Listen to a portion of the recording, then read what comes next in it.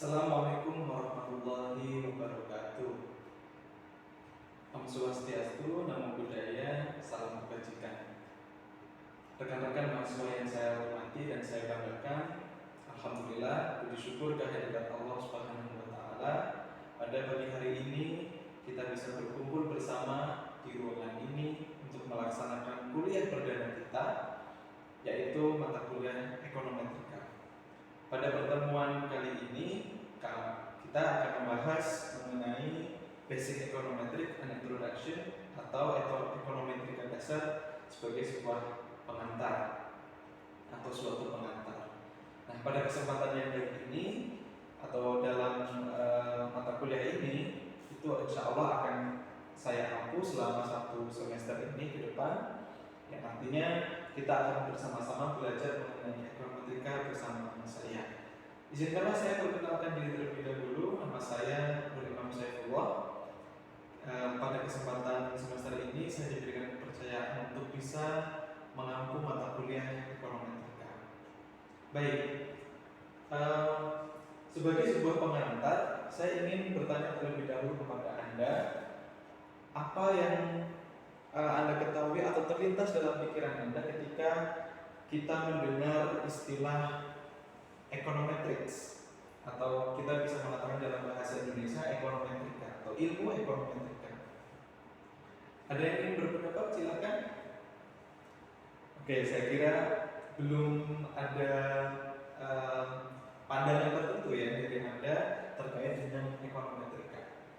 Tapi setidaknya kita bisa melihat di sini bahwa ada asal kata ekonom, ya, dalam kata ekonometrik ada asal kata ekonom, dan mungkin ini pasti ada hubungannya dengan ilmu ekonomi. Ya, betul sekali.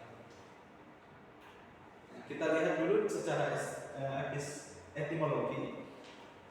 Berdasarkan etimologi perspektif, ada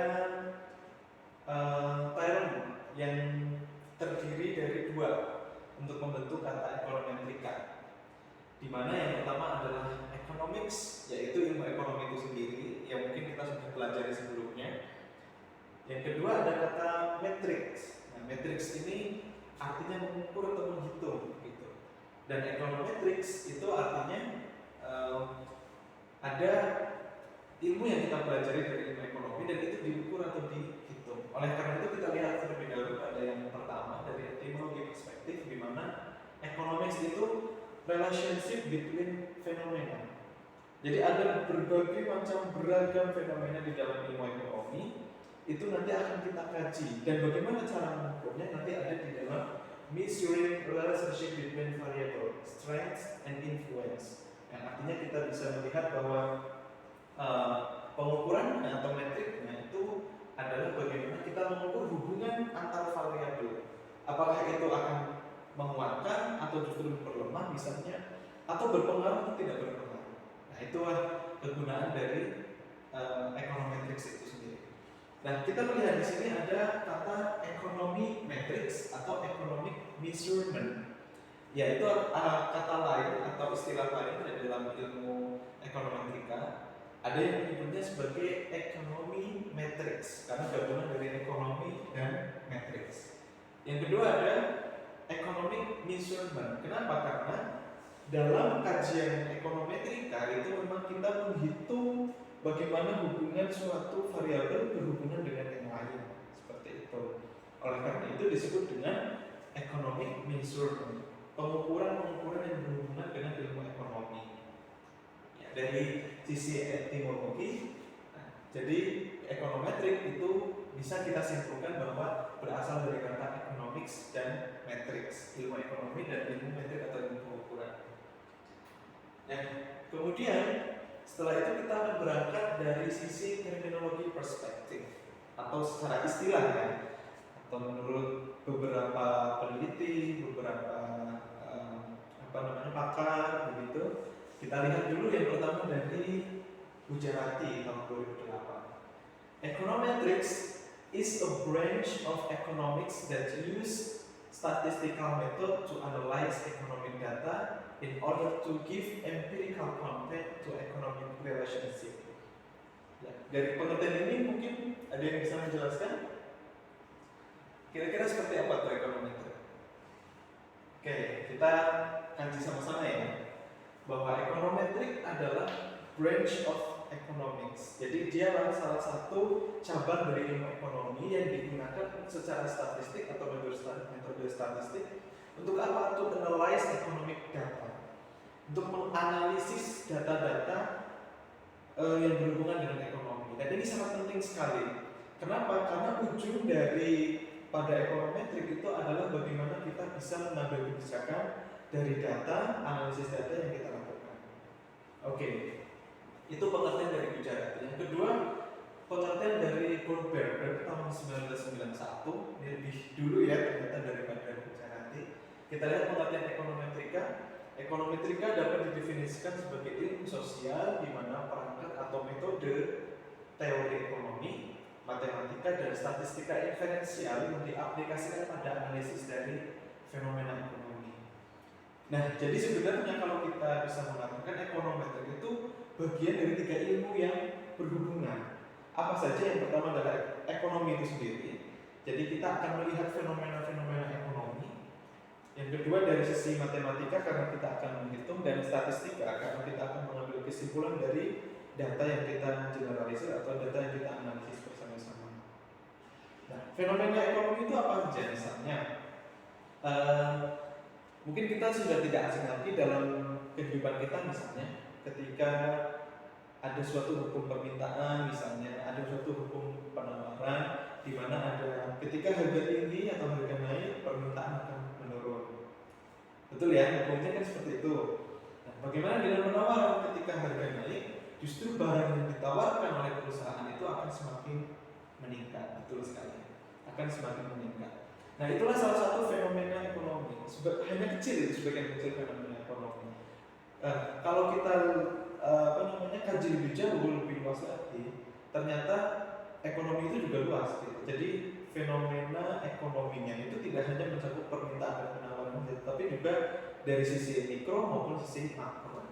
Contoh misalnya dari sisi makro, misalnya ketika pemerintah menggelontorkan dana misalnya untuk pengentasan kemiskinan, apakah program tersebut atau kebijakan tersebut itu bisa mengurangi kemiskinan misalnya atau tidak gitu. Itu juga sebuah fenomena. Fenomena yang lazim di masyarakat misalnya ketika pendapatan mereka naik dari sisi UMR misalnya, kan kemarin baru-baru kita juga mendapatkan kabar dari pemerintah bahwa beberapa daerah itu UMR-nya atau UMP upah minimum provinsinya itu meningkat gitu ya. Nah, ketika UMP naik, itu apakah konsumsi akan naik? Secara umum ya.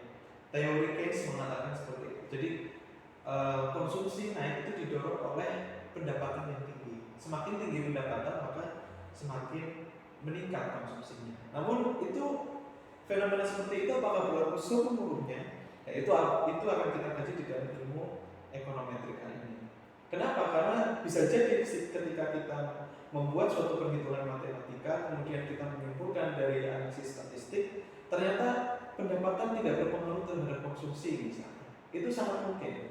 Ya, jadi tidak selalu meningkatkan pendapatan diiringi dengan meningkatkan konsumsi. Walaupun teorinya secara umum mengatakan demikian, gitu ya. Tetapi kalau secara statistik kita mengatakan tidak terjadi seperti itu, kita akan bisa cari tahu apa yang terjadi fenomena di belakangnya dari sisi ekonomi.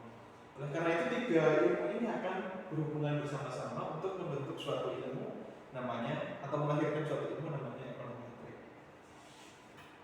Nah, kita tadi sudah melihat bahwa ekonomi atau ekonometrik itu terdiri dari 3 unsur ilmu atau 3 komponen. Yang pertama adalah ilmu ekonomi, yang kedua matematika, dan yang ketiga adalah statistik.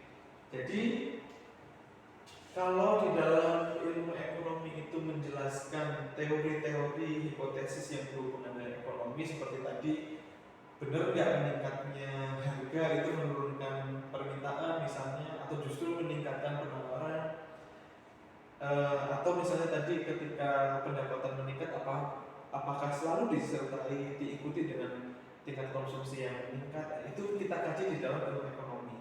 Mungkin misalnya kita akan melihat bahwa itu dari sisi mikro ya. Tapi kalau yang kedua kita lihat, matematika ekonomi membentuk model matematika berdasarkan teori ekonomi. Nah, dari hal ini kita akan melihat misalnya nanti ketika ketika pendapatan meningkat, konsumsi juga akan meningkat, persamaan umumnya seperti apa?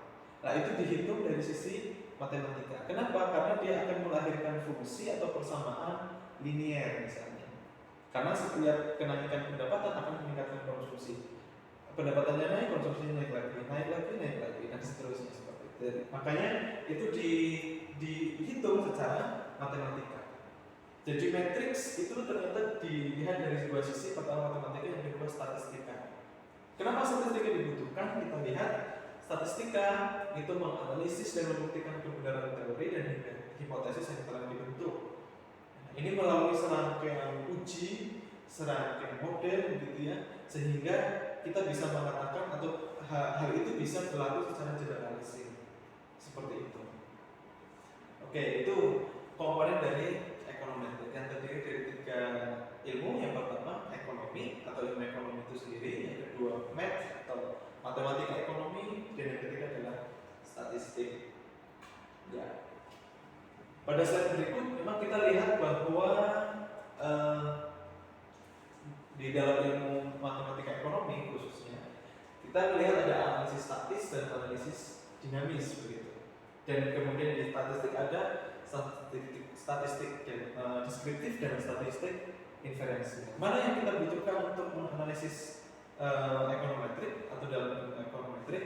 Yang kita butuhkan dari sini adalah pertama ekonomi atau ilmu ekonomi itu sendiri, gitu ya. Karena ini fenomena ekonomi tidak hanya berlaku secara mikro, tapi juga secara makro. Artinya tidak hanya yang menyangkut hal kecil, tapi juga yang besar. Bisa jadi misalnya kebijakan pemerintah, gitu ya. Kemarin misalnya ada food estate, apakah itu benar-benar bisa meningkatkan produksi pertanian, meningkatkan PDRB, gitu, atau PDB di sektor pertanian dan seterusnya. Nah, itu contoh fenomena ekonomi. Tapi kalau dari sisi matematika dan statistik itu kita tidak menggunakan semua analisis atau semua jenis statistik. Di sini kita akan melihat ada analisis statis itu yang tidak melakukan perhitungan, gitu ya. Yang kedua analisis dinamis. Di matematika ini yang kita pakai adalah analisis dinamis. Kemudian di statistik kita melihat ada 2 jenis statistik, ada deskriptif dan inferensial.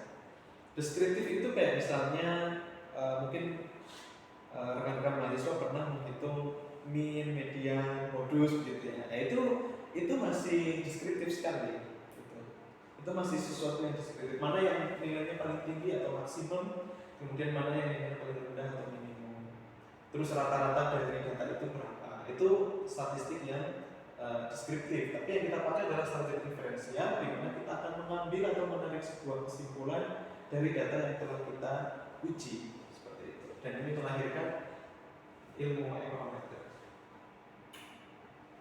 Ya, sebagaimana penjelasan saya tadi, kita akan lihat di sini penjelasannya bahwa matematika analisis statis itu tidak menutup perkembangan, gitu ya. Sedangkan analisis dinamis itu melibatkan hubungan antar fenomena. Statistik deskriptif kita lihat di sini itu hanya mengumpulkan, mengolah dan meringkas data menjadi statistik dan menyajikannya secara statistik. Itu masih terbilang dasar, gitu ya, statistika dasar. Tapi kalau kita melihat yang inferensial itu lebih dari satu fenomena variabel, dan di sini kita melakukan teori kemungkinan atau probabilitas, kemudian ada metode penarikan sampel, pendugaan, ya, kemudian pengujian hipotesis, regresi, korelasi, dan statistika non-parametrik. Oke, berikutnya kita akan membahas mengenai econometrics methodology. Apa itu? Itu adalah serangkaian langkah-langkah di dalam atau metode di dalam ekonometrika. Dari apa? Berawal dari sebuah teori terlebih dahulu sampai kepada yang terakhir nanti kita akan mengambil kesimpulan dan menyusun kebijakan. Gitu. Oke, contoh, misalnya kita menemukan teori bahwa ada teori konsumsi Keynes di mana peningkatan konsumsi individu ditentukan oleh adanya peningkatan pendapatan. Saya akan tunjukkan kepada Anda misalnya sebuah data seperti ini. Oke. Saya coba matikan dulu ya yang slide-nya.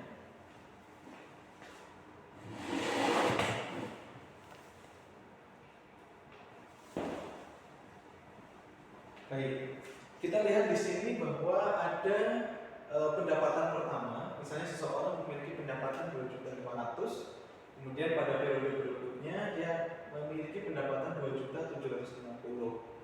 Kemudian dengan pendapatan 2.500.000 dia memiliki konsumsi atau tingkat konsumsinya adalah 2 juta. Misalnya yang 500.000 itu ditabung gitu ya. Misalnya. Nah, ketika pendapatan 2.750.000 ternyata konsumsinya meningkat 2.250.000. Nah, ini data awalnya, di mana kita akan melihat sebuah fenomena ekonomi di mana ketika pendapatan naik, konsumsinya ikut naik atau meningkat. Nah, tadi ekonometrik itu bagaimana? Ekonometrik itu kita akan membentuk dari sisi matematika terlebih dahulu. Apakah itu bisa dibuat sebuah persamaan? Kita lihat bagaimana bentuk persamaan matematikanya. Ini termasuk fungsi atau persamaan linear. Kita lihat di sini. Ini saya kecilkan menjadi 2,5 atau keempat data ini itu dibagi dengan 1 juta sehingga menghasilkan 2,5, 2,75 gitu ya, dan seterusnya. Kita lihat di sini, kalau di ilmu matematika mungkin kita mengenalnya Y min Y1 sama dengan per Y2 min Y1 sama dengan C min atau X ya, X min X1 dibagi X2 min X1. Tapi Y di sini kan yang dimaksud adalah wage ya. Ini wage yang artinya pendapatan. Kalau C itu consumption atau konsumsi. Nah, dari sini kita masukkan ke persamaan ini ya. W min B1, W min 2,5 juta gitu ya. 2,75 juta dikurangi 2,5 dan seterusnya sampai pada penghitungan di mana kita akan menghasilkan C sama dengan W min 5. Ini persamaannya. Dan kita lihat di sini koefisiennya itu min 5 gitu dan W-nya itu positif. Ini slope namanya. Slope atau kecenderungannya gitu ya. Jadi ternyata meningkatnya pendapatan itu juga diikuti atau disertai dengan meningkatnya konsumsi. Begitu. Nah, ini baru dari sisi satu individu misalnya yang kita teliti satu responden. Nah, bagaimana keadaan yang terjadi itu dari berbagai peneliti. Kita kembali ke slide dulu ya.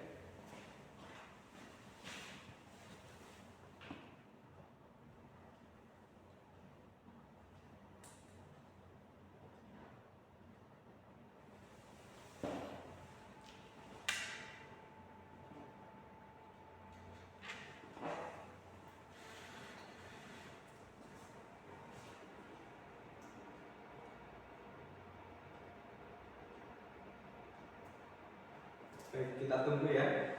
Kalau di dalam ekonometrik itu kemudian setelah kita menspesifikasikan model, kemudian kita juga akan menggunakan model statistik gitu. Dimana biasanya kita akan tulis Y sama dengan koefisiennya misalnya A0 ditambah A1, X1, A2 X ditambah A2 X2 dan seterusnya. Nah, itu adalah ekonometrik metodologi atau bisa kita sebut dengan metode-metode di dalam ekonometrik. Berikutnya sampai kepada itu kalau misalnya baru satu, ini kan contoh satu data. Tapi kalau misalnya dari 50 orang misalnya, 50 orang kita jadikan satu bagaimana datanya, itu nanti pakai ekonometrik di mana statistik akan kita gunakan untuk mencari bagaimana apakah itu normal misalnya datanya, kemudian apakah itu tidak terkena heteroskedastisitas, multikolonialitas atau autokorelasi misalnya gitu. Dan berikutnya atau ujungnya kita akan mengambil sebuah kebijakan di mana misalnya tadi dihasilkan bahwa kesimpulannya pendapatan itu meningkatkan konsumsi. Nah, apa kebijakan yang bisa diambil itu seperti apa? Misalnya tadi ketika UMR atau UMP itu dinaikkan itu ternyata bisa meningkatkan konsumsi masyarakat. Nah, kalau kita ingin mendorong pertumbuhan ekonomi dari sisi konsumsi, maka memang pendapatan itu atau pendapatan masyarakat itu harus ditingkatkan, begitu ya. Kita tahu setiap tahun mungkin memang pendapatan itu meningkat, begitu. Tetapi juga kita tahu inflasi meningkat, begitu ya, harga itu semakin naik, begitu. Dan itu berbeda dengan tahun-tahun. Baik, itu pengantar kita dan teman-teman mungkin bisa flashback kembali dengan buku-buku yang bisa dijadikan pedoman, misalnya dari bukunya Asra Abuzar dan Selamat Sutomo, begitu ya. Itu namanya kan dibalik ya. Yang judulnya Pengantar Statistika 1, Panduan bagi Pengajar dan Mahasiswa.